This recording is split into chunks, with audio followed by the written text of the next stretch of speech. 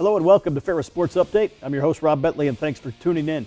On today's show, we'll update you on postseason action for Ferris State football coming off a big win, along with Bulldog volleyball as they get ready for the NCAA Regional. We'll talk more about all the fall sports as well. We'll start first, though, with Bulldog football, joined by head coach Tony Annese. Coach, welcome to the show. Thanks, Rob.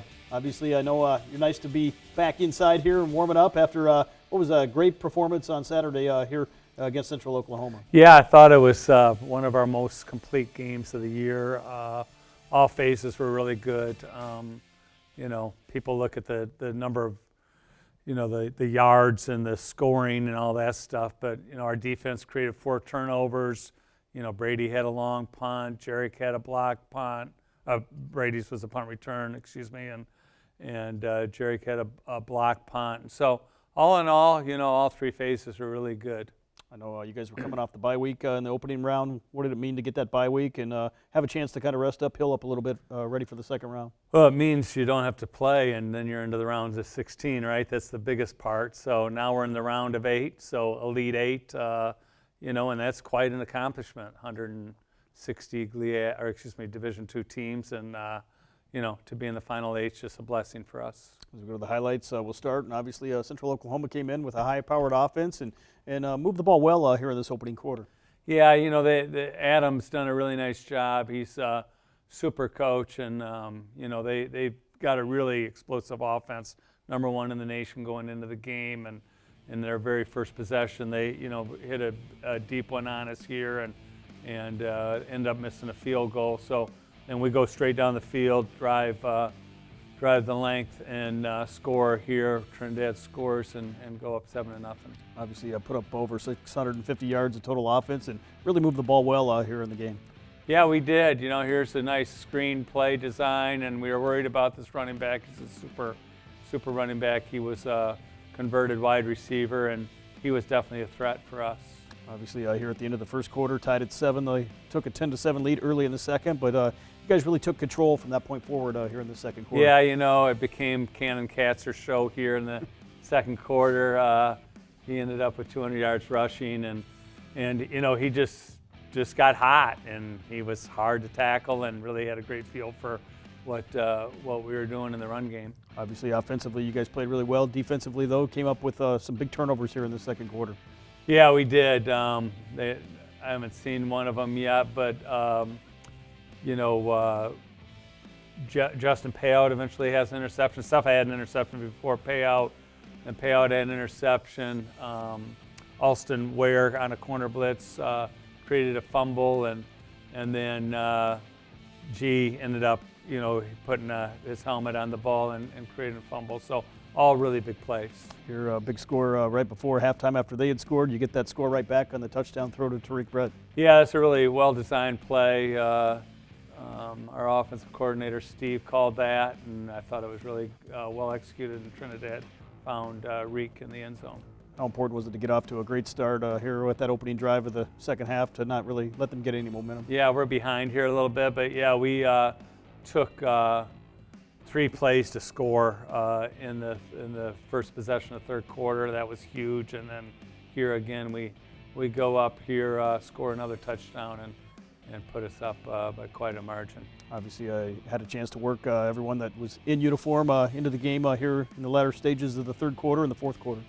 Yeah, here Jay Jeek answered right away and scored, had a good completion after missing a wide open pass, so I was proud of him for that. And then Zach Ahern just scored a touchdown, 1 of 2, and then our defense became really stingy in the second half and shutting them out in the second half. Here James scores a touchdown, and Zach's is coming up, but pretty impressive stuff.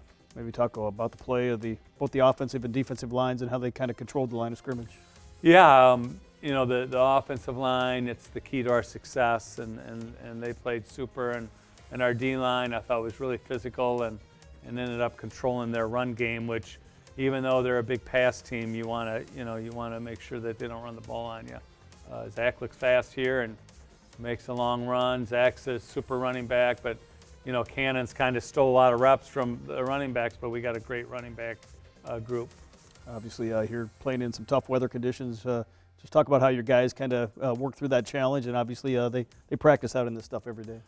Yeah, we're tough, man. We're just resilient. We're tough. It doesn't bother us, and I mean, like Jarek right there he's from Florida, and so some of these guys are like, from the South, but they act like they're ready to roll in this stuff. So they're a lot tougher than I am. 78-17 final score here as your team gets a big win here on Thanksgiving weekend. I know always important to be playing on Thanksgiving weekend. Oh my gosh, right? We're in December football, so that's really exciting. Playing and getting a win and Thanksgiving, it's awesome. I don't know anybody else in Division II in Michigan that's playing right now other than us, so that's pretty nice thing to brag about. Obviously, you get the win and get a chance to stay here at home in a tough matchup here in the Elite Eight against Harding University, the defending champions. Yeah, the defending national champs. So mad respect for them. Coach Simmons tries to find locker room material, billboard material. He's not getting it from me. I know how hard it is to win a national championship. And we had won 2, and then they won it last year, and so we know we have mad respect for them. They're a great coach team. Kids are really well prepared, and they play really hard, and their systems are really good. And so, it's going to be an unbelievable battle here Saturday. We're going to have to play really well to be able to beat them. Obviously, a different type of a challenge than last week. Central Oklahoma, very explosive in terms of the passing game, but a little different challenge here with the running attack for Harding University. Yeah, number 1 in the nation in rushing yards, number 1 in the nation and scoring defense, number 1 in the nation in pass defense, number 1 in the nation in a lot of categories. So, they're the complete package. And so, it's going to be different. Our defensive coaches go from like working on coverages all week to now just working on how do we stop this offense. Obviously, back in the national quarterfinals, what does it mean to be back at this stage and still competing here in the Division II playoffs? It's just incredible. I just keep on watching the calendar and thinking, dang, I mean, we're in December now, and so the end is near now. I always tell our guys, you get to the regional championship game, the end is near, one way or the other, right? You win, you're in the semis, you don't, the Christmas is around the corner. I don't know. Somebody said exam week is next week. So I never know that because I'm so tied up in football, but I hope my players know it. But it's pretty crazy getting down to the wire here as the season winds down. Well, Coach, congrats on the win, and best of luck Saturday, 1 o'clock kick against Harding, Top Taggart Field. Yep. Thanks, Rob. We'll be back with more Ferris Sports Update right after this.